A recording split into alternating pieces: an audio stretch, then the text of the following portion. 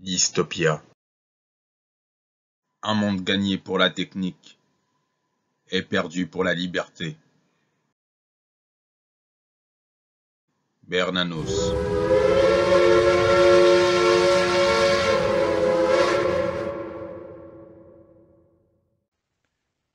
Chers auditeurs, bonjour et bienvenue dans ce nouveau numéro du Contre-Journal.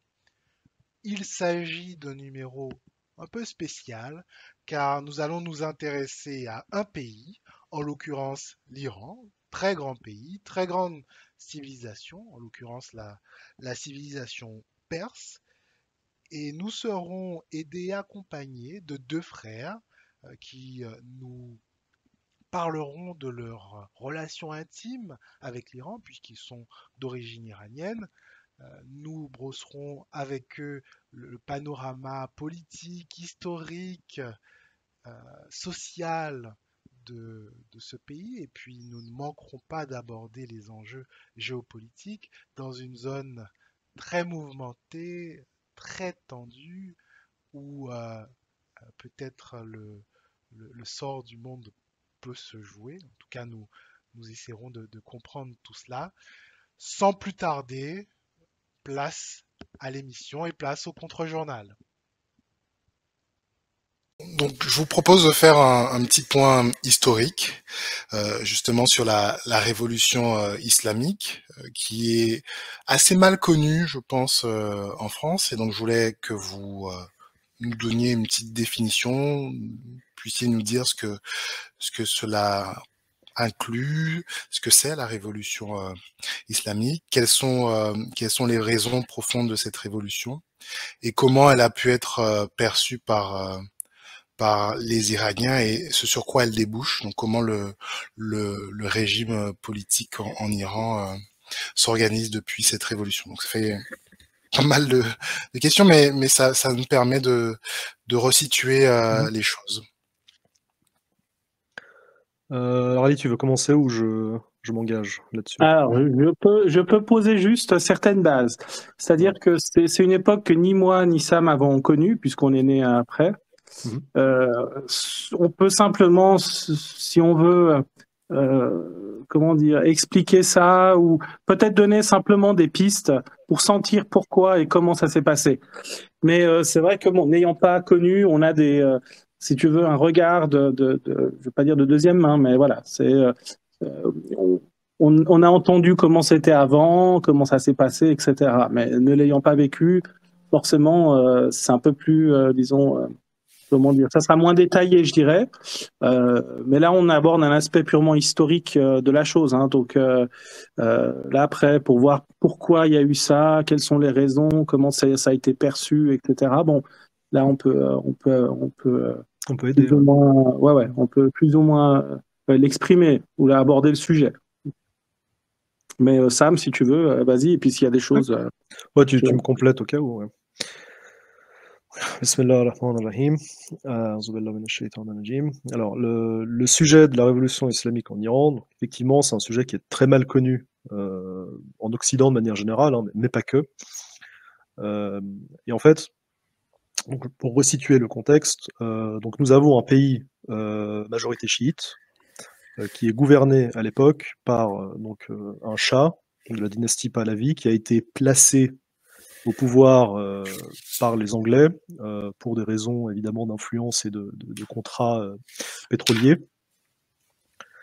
Et donc l'opposant principal de ce régime du Shah, l'imam Khomeini, lui depuis très longtemps en fait a été évincé du pays.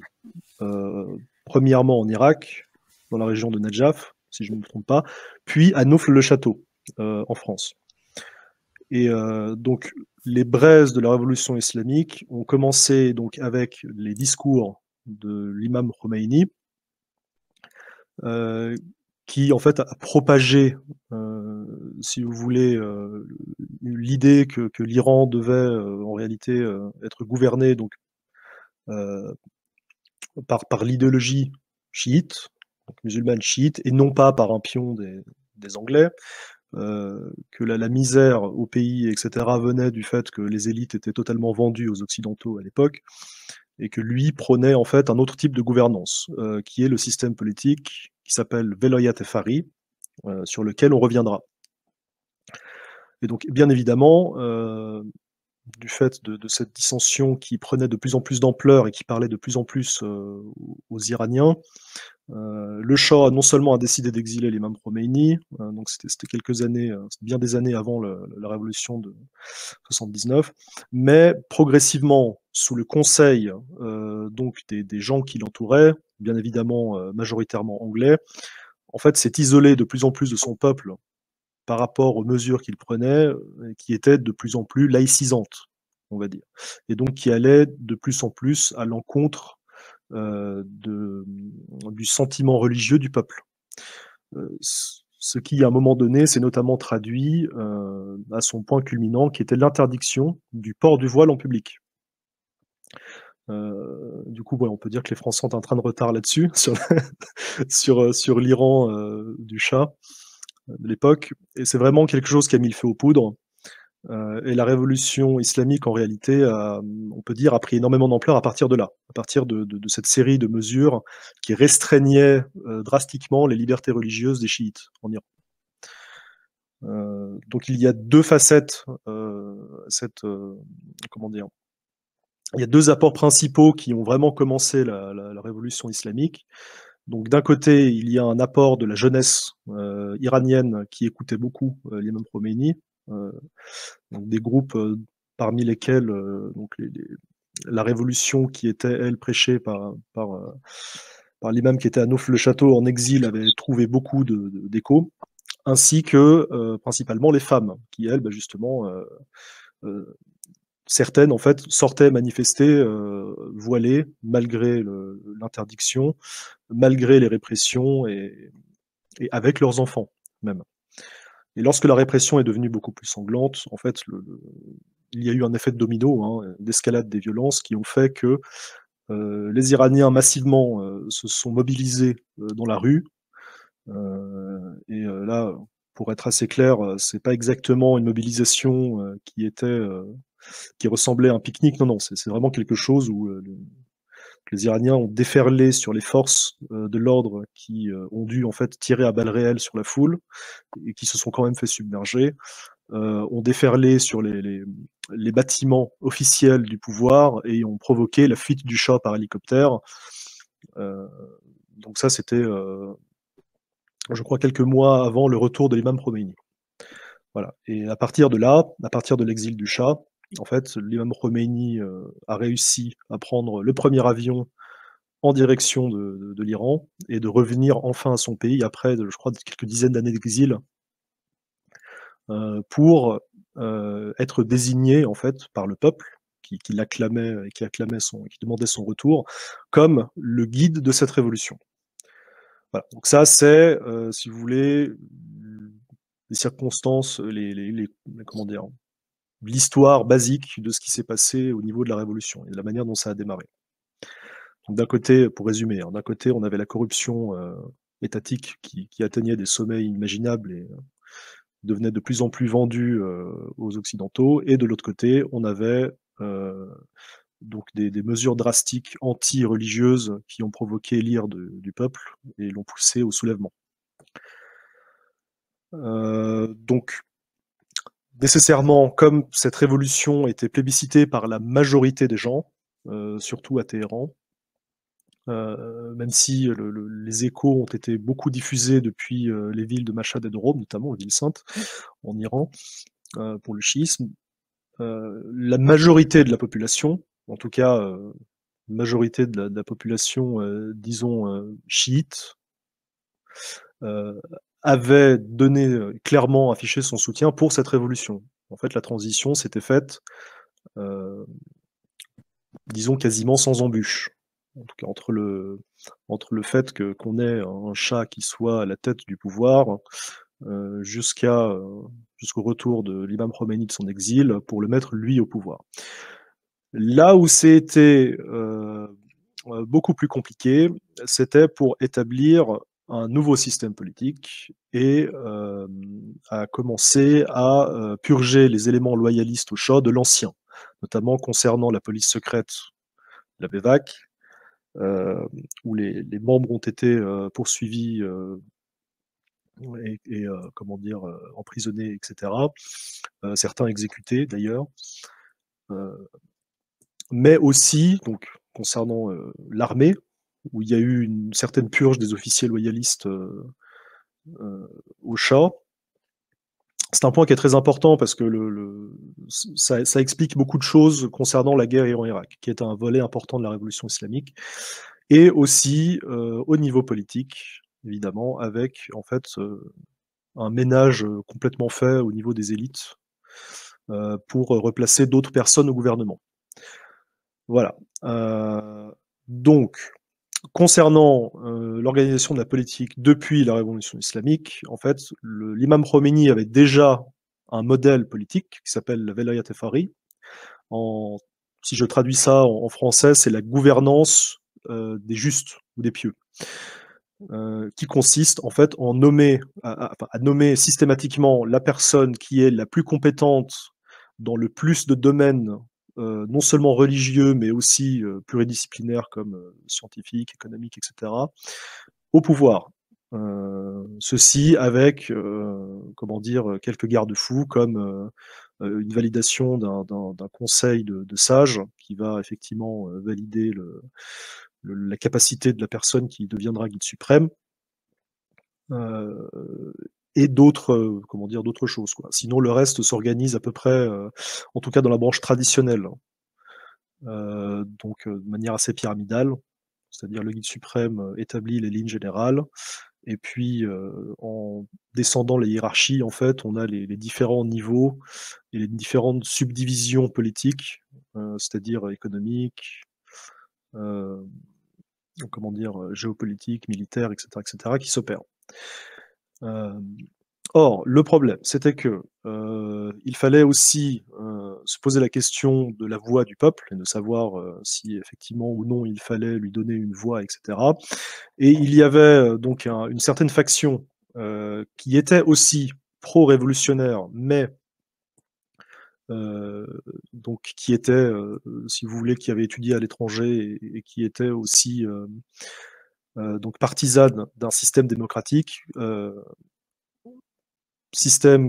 Comment dire, faction qui était dirigée à l'époque par un certain Mehdi Bazargan, qui a proposé, on va dire, les avis divergent un peu là-dessus. Mon avis diverge un peu là-dessus, mais proposé en fait à l'imam Khomeini un modèle aussi républicain à côté pour tout ce qui concerne les décisions internes, c'est-à-dire économie interne, politique, par exemple, répartition de territoire, aménagement de territoire, agriculture, etc., etc.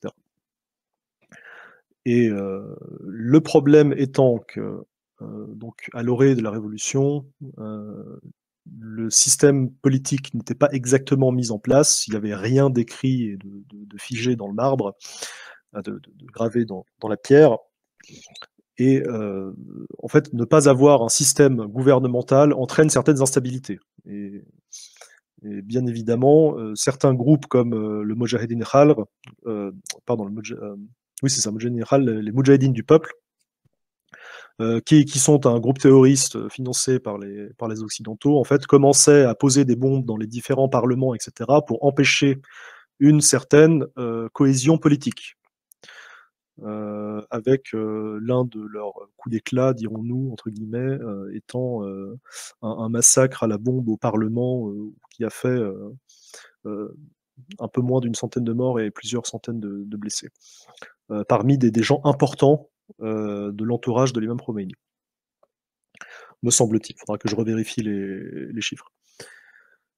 Quoi qu'il en soit, donc dans un climat d'instabilité politique, où effectivement rien n'est mis à plat, l'imam Khomeini, qui au début n'était pas exactement friand d'intégrer des éléments étrangers à son modèle politique, a finalement accepté de faire cette concession, et le modèle bicéphale de la République islamique d'Iran est né. République d'un côté et islamique qui est représentée, elle, par la branche traditionnelle du gouvernement, très souvent sous ordre direct du guide suprême de la Révolution.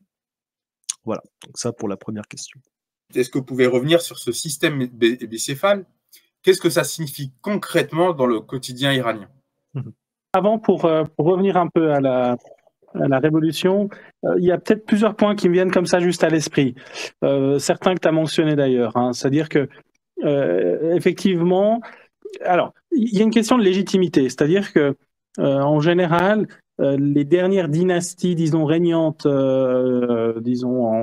les dernières dynasties royales régnantes, en général, c'était des avènements par coup d'État. En l'occurrence, la dernière dynastie, entre guillemets, les Pahlavis, père et fils, sont arrivés au pouvoir par coup d'État. Alors le père a fait un coup d'État contre la dynastie précédente, qui était les Rajas, voilà, et qui était, disons, une dynastie qui avait affaibli plutôt le pays en ayant mené des guerres qu'ils avaient perdues contre les Russes. Donc ils ont perdu le Caucase aux Russes. L'Arménie. Enfin, voilà, le Caucase en général, hein, parce que tout ce qui était Arménie, l'Azerbaïdjan, des parties de la Géorgie étaient à l'époque sous domination perse. Donc ils ont perdu en fait des territoires, ils ont été vus comme des souverains plutôt faibles et puis je dirais pas très, je dirais intéressés au sort du pays.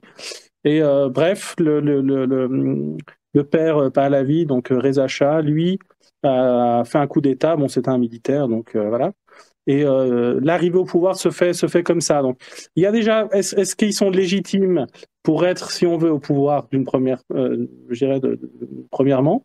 Et d'autre part, ils ont été soutenus d'entrée de jeu par les Anglais et les Américains. Alors, les Anglais, surtout le père, puis c'était l'époque où les Anglais étaient dans la région et puis exploitaient le pétrole iranien.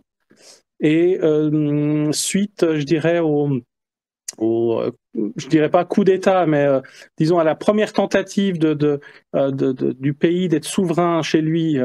Là, on vient dans les années 50 et puis on a le premier ministre Mossadegh qui essaye de nationaliser le pétrole. Donc, bah, il est renversé à cause de ça. Donc, voilà, ça affaiblit aussi, l'épisode affaiblit, si on veut, le Shah, qui se fait remplacer ensuite par son fils. Et là, clairement, les Américains sont derrière le fils, donc ils le supportent. On le voit, il a des très bonnes relations avec les Américains. Les Américains viennent en Iran. Le Shah fait souvent des visites en Europe, aux États-Unis. Donc voilà, lui, il est clairement après, il remplace son père pour être vraiment la marionnette totale des Américains. Et d'ailleurs, ça se retrouve un peu dans le mode de vie. Si on regarde un peu des images d'archives dans les années 70, en Iran, on voit que il y a une certaine influence de la culture américaine qui s'installe. On voit beaucoup de voitures américaines dans les rues. Les rues sont larges, etc. Comme un peu se développe comme aux États-Unis. Voilà, on voit qu'il y a une influence de la culture américaine via le Shah. D'autre part, le fossé, disons, s'agrandit entre la pauvreté des gens, je dirais du peuple, le peuple lui-même. Alors, si on parle de Téhéran, oui, c'est une ville, donc les gens avaient peut-être un niveau de vie meilleur, mais il faut voir à la campagne comment c'était, et comment c'est peut-être aussi encore aujourd'hui. Je veux dire, l'écart entre les villes, on va y revenir peut-être plus tard, mais l'écart entre la ville, la super ville qui est Téhéran, parce que c'est vraiment une mégapole qui s'accapare partout, puis ça contraste beaucoup avec ce qu'il y a en dehors de la ville, donc pas grand-chose. Donc l'écart, je dirais, du mode de vie des élites de l'époque, de l'entourage du Shah, etc., comparé aux gens, c'était un gouffre. Et on voyait que d'ailleurs, cette déconnexion de la réalité, je dirais, des élites, a trouvé un peu ça, a culminé au moment des fêtes des 2500 ans de la monarchie iranienne. C'était des fêtes fastueuses, organisées en plein désert, avec des figurants, enfin des défilés. Ils avaient installé des tentes en plein milieu du désert avec invité tous les chefs d'État, etc. Enfin bref, ils avaient dépensé énormément d'argent, alors que le peuple, lui, n'avait pas grand-chose. Et ça mettait un peu, c'était un peu la révélatoire, on va dire, du fossé qu'il y avait entre dirigeants et peuple. Et dès lors, je pense que la contestation et la colère n'a fait que grimper. Si on rajoute la composante religieuse, donc avec, disons, une certaine laïcisation de la population, une modernisation, entre guillemets, à l'occidental, que ne partage pas tout le monde, d'ailleurs. Tout le monde n'a pas envie de ça, forcément. Certains, oui, d'autres, non. Tout ça a fait que, si on veut, les ingrédients étaient réunis pour que prenne place une vraie révolution. Et là, la question intéressante, c'est, ça serait plutôt, mais comment ça se fait que ça a marché en fait? Pourquoi ça a marché là alors que ailleurs ça n'a pas marché? Et là, après, bon, bah, il y a plusieurs points peut-être à aborder. Le fait qu'il y avait peut-être, à part Khomeini, il y avait peut-être pas d'autre opposition déjà. Ce qu'on peut sentir, c'est que juste au moment de la révolution, le Shah et ses alliés étaient un peu en désaccord quand même. C'est-à-dire que lui avait peut-être voyait un peu plus grand que son ventre, avait peut-être des velléités nationalistes indépendantes, enfin, je vais pas dire d'indépendance, mais voilà, il commençait à jouer ses propres cartes, un peu comme le ferait aujourd'hui peut-être Erdogan. Ce qui fait qu'il était plus non plus absolument protégé des siens. D'ailleurs, dès que la révolution a commencé, il a été un peu lâché par tous ses alliés. Mais bon, ils n'avaient pas, si on veut, de remplaçant autre que lui, en fait. Il n'y avait pas, si vous voulez, de contre-opposition à mettre à sa place au lieu de Khomeini. Et je pense que peut-être que les Occidentaux, à un moment donné, se sont dit, bon, lui, c'est un religieux, on va essayer quand même de s'accommoder avec lui. Et bah, ça n'a pas marché. Il est resté, lui, droit dans ses bottes. La révolution a marché. Il y a d'autres phénomènes. Hein. Les gens, bah, évidemment, ils sont descendus réellement dans la rue. Ils ont donné leur sang. Donc oui, il y a eu des morts, il y a eu des martyrs. Ça compte. Hein. Quand évidemment il y a une révolution, il faut avoir un peu excusez-moi les termes, les